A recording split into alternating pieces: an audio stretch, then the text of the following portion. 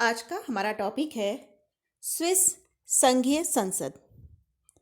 Switzerland की जो व्यवस्थापिका है उसे कहा जाता है संघीय संसद। और संघीय संसद के दो सदन हैं, प्रतिनिधि सभा और सीनेट। तो आज हम स्विट्जरलैंड की जो संघीय संसद है उसके बारे में अध्ययन करेंगे। चूँकि स्विट्जरलैंड में भी संघात्मक शासन व्यवस्था है, और जहाँ संघात्मक शासन व्यवस्था होती है हम ये जानते हैं कि वहाँ पर व्यवस्थापिका के दो सदन होते हैं, और जो उच्च सदन होता है वो राज्यों को रिप्रेजेंट करता है। तो स्विट्जरलैंड में भी ऐसा ही है। स्विट्जरलैंड की जो पार्लियामेंट है उसके दो सदन हैं, प्रतिनिधि सभा। प्रतिनिधि सभा जो है वो निम्न सदन है, जैसा कि हमारे यहाँ पर लोकसभा होती है। और सीनेट जो है वो संसद का उच्च सदन है, जैसा कि हमारे यहाँ पर राज्यसभा होती है। तो हम दोनों के बारे में अध्ययन करते हैं। सबसे पहले हम लेते हैं प्रतिनिधि सभा के बारे में। सबसे पहले हम लेते हैं कि प्रतिनिधि सभा के सदस्य कितने होते हैं। तो देखिए, स्विट्जरलैंड के संविधान के अनुसार प्रतिनिधि सभा के सदस्यों की संख्या 200 होगी। प्रत्येक कैंटेन अपनी जनसंख्या के आधार पर प्रतिनिधि सभा में प्रतिनिधि भेजता है। और कुछ कैंटेन ऐसे हैं, कैंटेन का मतलब एक तरीके से हम ले सकते हैं जैसे हमारे यहाँ पर राज्य होते हैं, उस तरीके से हम समझ सकते हैं। तो जैसे कुछ कैंटीन ऐसे हैं जो बड़े हैं साइज़ में, जहाँ पर पॉपुलेशन ज़्यादा है। तो जिनकी पॉपुलेशन ज़्यादा है वो प्रतिनिधि सभा में अधिक सदस्य भेजते हैं, और जिनकी पॉपुलेशन कम है उनसे कम प्रतिनिधि जाते हैं। जैसे कि हम बात करें तो जैसे बर्न, ज्यूरिच, ये वहाँ के बड़े कैंटीन हैं। तो इसमें से प्रतिनिधि सभा में जैसे हम बात करें बर्न की, तो बर्न से 32 सदस्य जाते हैं। या ज्यूरिच है, ज्यूरिच से 31 प्रतिनिधि सभा में जाते हैं। लेकिन कुछ ऐसे कैंटीन भी है जो बहुत छोटे हैं, जैसे उरी, तो उरी से केवल एक ही प्रतिनिधि जाता है। तो मतलब पॉपुलेशन के आधार पर प्रतिनिधि सभा में सदस्य भेजे जाते हैं, और टोटल जो मेंबर्स की संख्या है वो 200 है। इनका जो कार्यकाल रखा गया है 4 वर्ष, अर्थात हर 4 वर्ष के बाद प्रतिनिधि सभा के नए चुनाव होते हैं और नए सदस्य निर्वाचित होते हैं। अब हम देखते हैं चुनाव प्रणाली कि इलेक्शन का सिस्टम क्या है। तो देखिए, स्विट्जरलैंड में 18 साल से अधिक आयु वाले हर एक नागरिक को वोटिंग देने का राइट है। और एक विशेष बात ये कही गई है वहाँ पर कि प्रत्येक स्विस नागरिक जिसे मताधिकार प्राप्त है, प्रतिनिधि सभा, संघीय सरकार या संघीय सर्वोच्च न्यायालय की सदस्यता प्राप्त कर सकता है। यानी कि स्विट्जरलैंड में जिस भी व्यक्ति को वोटिंग का अधिकार है, जिसकी भी आयु 18 वर्ष से अधिक हो गई है, उसे प्रतिनिधि सभा, संघीय सरकार या सर्वोच्च न्यायालय की सदस्यता प्राप्त करने का अधिकार है। लेकिन एक विशेष बात ये एक प्रतिबंध वहाँ ये लगाया गया है कि कोई व्यक्ति एक समय पर इन तीनों में से एक का ही मेंबर बन सकता है। यानी कि या तो वो प्रतिनिधि सभा का सदस्य बन सकता है या संघीय सरकार में शामिल हो सकता है। संघीय सरकार मतलब वहाँ की कार्यपालिका, या फिर वहाँ की जो न्यायपालिका है, वहाँ का जो सर्वोच्च न्यायालय है, उसका सदस्य बन सकता है। तो कोई व्यक्ति एक बार में इन तीनों में से एक ही संस्था की सदस्यता प्राप्त कर सकता है। ठीक है, इसके साथ अब हम बात करें कि चुनाव किस तरीके से होते हैं। तो देखिए, चुनाव होते हैं प्रत्यक्ष रूप से कि जनता वोटिंग के माध्यम से इनको चुनती है। चुनाव के लिए वही हमारे जैसा सिस्टम है कि वैस मताधिकार है। जैसा अभी मैंने आपको बताया कि जो भी 18 साल से ज़्यादा इसका है वो वोट दे सकता है। गुप्त मतदान ही होता है जैसा हमारे देश में होता है। और चुनाव के लिए जो प्रणाली अपनाई गई है वो अपनाई गई है अनुपातिक प्रतिनिधित्व की प्रणाली। हमारे यहाँ पर है साधारण बहुमत की प्रणाली, लेकिन स्विट्जरलैंड में अनुपातिक प्रतिनिधित्व की प्रणाली को अपनाया गया है। तो ये इलेक्शन का सिस्टम रहता है।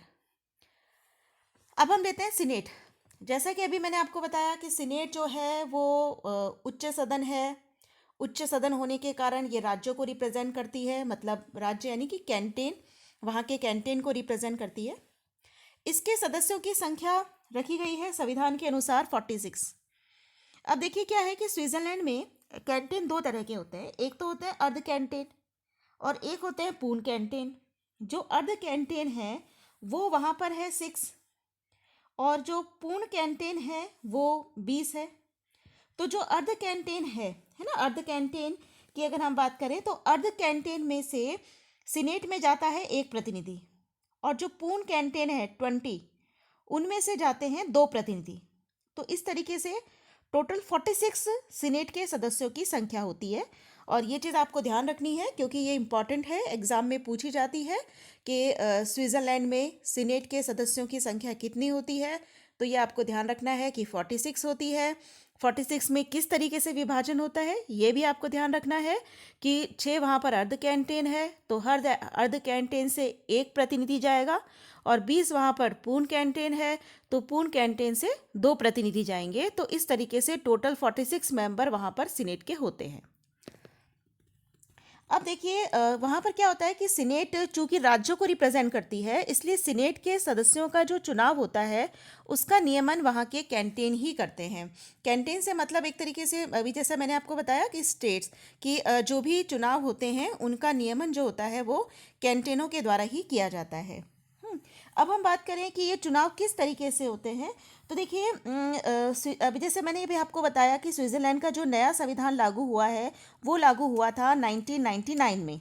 इससे पहले जो संविधान था उस संविधान में ये प्रावधान किया गया था कि जो दूसरा सदन है, जो संघीय व्यवस्थापिका का जो दूसरा सदन है यानी कि जो उच्च सदन है, उसके चुनाव की सारी व्यवस्थाएं कैंटेन देखते थे। और उस समय क्या था कि ज़्यादातर कैंटेन तो चुनाव प्रत्यक्ष रूप से करते थे, और 4 कैंटेन ऐसे थे जो कि सदस्यों को अप्रत्यक्ष रूप से निर्वाचित करते थे। तो अब जो नया संविधान बना उसके अंतर्गत भी यही स्थिति है कि किस कैंटेन के द्वारा किस तरीके से अपने मेंबर्स को चुना जाएगा ये वो कैंटेन ही डिसाइड करते हैं। मोस्ट ऑफ जो कैंटेन है वो अपने सदस्यों का चुनाव प्रत्यक्ष रूप से करते हैं, और इनका कार्यकाल कितना होगा ये भी सबका अलग अलग रहता है। जनरली ये टाइम पीरियड 1 साल से लेकर के 4 साल तक रहता है। यानी कि कुछ कैंटेन ऐसे होते हैं जो कि अपने मेंबर्स को साल भर के लिए निर्वाचित करते हैं, कुछ 2 साल के लिए, कुछ 4 साल के लिए, लेकिन ड्यूरेशन जो है वो 1 से 4 के बीच रहता है। तो यहाँ आपको ध्यान रखना है कि सब में एक जैसी स्थिति नहीं है सारे कैंटेन्स में। और कुल मिला के बात यह है कि सीनेट के सदस्य कैसे निर्वाचित होंगे ये पूरा नियमन का कार्य वहाँ के कैंटेन के द्वारा किया जाता है, क्योंकि सीनेट के जो मेंबर्स हैं वो एक तरीके से कैंटेन को ही रिप्रेजेंट करते हैं। अब हम बात करते हैं अध्यक्ष और उपाध्यक्ष की। देखिए दोनों जो सदन है, प्रतिनिधि सभा और सीनेट, ये क्या करते हैं, ये अपने सदस्यों में से ही एक को चुनते हैं अध्यक्ष और 2 उपाध्यक्ष चुनते हैं। इनका जो कार्यकाल होता है अध्यक्ष और उपाध्यक्ष का ये होता है 1 साल। 1 साल के बाद उन्हें हटा दिया जाता है और दूसरे अध्यक्ष और उपाध्यक्ष बना दिए जाएंगे। अब इस बारे में स्विट्जरलैंड में ये परंपरा चली आ रही है कि जैसे मान लीजिए कि एक वर्ष जिस कैंटेन का सदस्य अध्यक्ष बना लिया, तो दूसरे साल अब उस कैंटेन का सदस्य अध्यक्ष नहीं बनाया जाएगा, किसी दूसरे कैंटेन के सदस्य को अध्यक्ष बनाया जाएगा। यानी कि कोशिश ये रहती है कि अध्यक्ष जो बनाया जाए वो हर साल अलग अलग कैंटेन से बनाया जाए। इसके साथ ही क्या होता है कि अध्यक्ष और उपाध्यक्ष दोनों एक ही कैंटेन से नहीं बनाए जाते, अध्यक्ष और उपाध्यक्ष को अलग अलग कैंटेनों से लिया जाता है। साथ ही वहाँ पर यह भी परंपरा है कि एक साल जो उपाध्यक्ष है उसको अगले साल अध्यक्ष बना दिया जाता है। अध्यक्ष का कार्य होता है सदन की अध्यक्षता करना, और उसको निर्णायक मत देने का अधिकार भी होता है। नेक्स्ट अब हम बात करें कि अधिवेशन कैसे होते हैं इसके। तो देखिए जो अधिवेशन होते हैं इनके, ये अधिवेशन नियमित रूप से चलते रहते हैं। संविधान में ये कहा गया है कि सदन के जो अधिवेशन है वो नियमित रूप से होंगे। बैठक की अगर हम बात करें तो देखिए जनरली इन दोनों की जो बैठकें हैं, प्रतिनिधि सभा और सीनेट, इनकी बैठक अलग अलग ही होती है, और कोई भी विषय जो दोनों सदनों से पारित हो जाता है उसके बाद ही उसको संघीय संसद का निर्णय माना जाता है। लेकिन संविधान के अनुच्छेद 157 में, अनुच्छेद 157 में दोनों सदनों के लिए संयुक्त बैठक बुलाने की व्यवस्था भी की गई है। और दोनों सदनों की जब संयुक्त बैठक बुलाई जाती है तो उसकी अध्यक्षता करता है प्रतिनिधि सभा का अध्यक्ष। तो ये भी आपको ध्यान रखना है कि स्विट्जरलैंड में जब दोनों सदन, प्रतिनिधि सभा और सीनेट, दोनों की संयुक्त बैठक बुलाई जाती है तो अध्यक्षता की जाती है प्रतिनिधि सभा के अध्यक्ष के द्वारा। अब देखिए कब कब बुलाई जाती है संयुक्त बैठक, वो हम देख लेते हैं कि कौन कौन से प्रोविजंस रखे गए हैं आर्टिकल 157 में। तो पहली बात तो इसमें ये कही गई है कि संघीय सरकार के सदस्यों तथा अन्य पदाधिकारियों के चुनाव हेतु, संघीय सरकार मतलब कार्यपालिका, तो जब वहाँ पर कार्यपालिका, जैसा भी हम जानते ही हैं कि वहाँ पर बहुल कार्यपालिका है, कार्यपालिका के 7 सदस्य होते हैं, तो जब इन सदस्यों की नियुक्ति की जाती है या अन्य पदाधिकारियों की नियुक्ति की जाती है तो उसके लिए संयुक्त बैठक बुलाई जाती है। इसके बाद है उच्च संघीय सत्ताओं के बीच क्षेत्राधिकार संबंधी विवादों के निपटारे हेतु। चूंकि वहां पर भी संघात्मक शासन व्यवस्था है, तो जब कभी उच्च संघीय सत्ताओं के बीच क्षेत्राधिकार संबंधी कोई विवाद आ जाता है तो उसके निपटारे के लिए संयुक्त बैठक बुलाई जाती है। इसके अलावा तीसरा ऑप्शन दिया हुआ है समाधान के प्रार्थना पत्रों पर निर्णय हेतु। जी हाँ, जब समाधान पर निर्णय करना होता है तो उसके लिए भी दोनों सदनों की संयुक्त बैठक बुलाई जाती है। अब हम बात करें गणपूर्ति और निर्णय प्रक्रिया कि कॉरम कितना होना चाहिए। तो देखिए कॉरम है वहाँ पर सदन के बहुमत सदस्यों की उपस्थिति आवश्यक होगी। कॉरम का मतलब क्या होता है? गणपूर्ति का मतलब ये होता है कि कम से कम कितने सदस्य होने चाहिए बैठक शुरू करने के लिए या बैठक जारी रखने के लिए। तो गणपूर्ति मानी गई है सदस्यों का बहुमत। अब देखिए वहाँ के संविधान के अनुच्छेद 153 में 154, 154 और 155 में कुछ विशेष व्यवस्थाएं भी की गई हैं, उनकी चर्चा अब हम करते हैं। तो संविधान में ये लिखा गया है कि संसद अपना कार्य सुचारू रूप से करे, इसके लिए अनुच्छेद 153 में व्यवस्था की गई है संसदीय आयोग की। अनुच्छेद 154 में है संसदीय वर्ग की और अनुच्छेद 155 में है संसदीय सेवाओं की व्यवस्था। पहले हम बात करते हैं अनुच्छेद 153। तो देखिए अनुच्छेद 153 ये कहता है कि प्रत्येक सदन अपने सदस्यों में से एक संसदीय आयोग नियुक्त कर सकेगा तथा उसे विधायी प्रकृति के कार्यों के अलावा अन्य कार्य सौंप सकेगा। तो देखिए हर सदन को एक संसदीय आयोग नियुक्त करने का अधिकार है जिससे जो संसदीय कार्य हैं वो सुचारू रूप से जारी रह सके। इसी तरीके से जो संघीय संसद के सदस्य हैं वो किन्हीं कार्यों के संपादन हेतु अपने सदस्यों में से एक संसदीय वर्ग बना सकेंगे और संसद को कार्य संपादन में सहायता देने के लिए संसदीय सेवाओं की व्यवस्था भी होगी। तो यानी कि संसद को संसदीय आयोग, संसदीय वर्ग और संसदीय सेवाओं की व्यवस्था करने का भी अधिकार संविधान के द्वारा दिया गया है। अब एक विशेष बात और है जिस पर एग्जाम में प्रश्न भी पूछा जाता है और वो ये है कि संघीय संसद की कार्य प्रणाली की विशेष बात यह है कि संघीय संसद की कार्यवाही का प्रलेख 4 भाषाओं में प्रकाशित किया जाता है।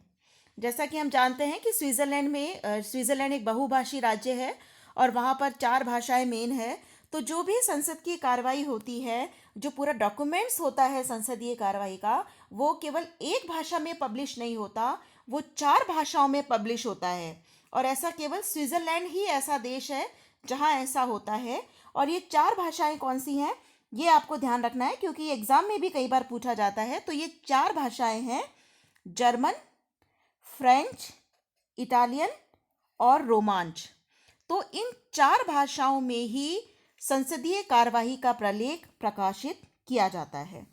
तो ये आज हमने चर्चा करी कि स्विट्जरलैंड की जो संघीय संसद है, स्विस संघीय संसद है, उसके 2 सदनों के बारे में आज हमने बात करी कि उनका ऑर्गेनाइजेशन कैसा है एंड आई होप आपको ये समझ में आया होगा, क्योंकि देखिए जब हम अलग अलग देशों के व्यवस्थापिकाओं के बारे में पढ़ते हैं तो कुछ चीज़ें तो ऐसी हैं जो हमें कॉमन नज़र आती हैं, और कुछ जो चीज़ें हैं वहाँ पर हमें थोड़ा सा डिफरेंस क्या है वो भी हमें ध्यान रखना है। तो आई होप सो स्विस संघीय संसद आपको समझ आई होगी। अब इसके बाद का जो वीडियो है उसमें हम बात करेंगे स्विस संघीय संसद की शक्तियों की। तो आप इसे पढ़िए, इसे समझिए, और अगर आपके कोई कमेंट है या आपकी कोई क्वेरी है तो वो आप चैट बॉक्स में लिखकर मुझसे पूछ सकते हैं। Okay, thank you.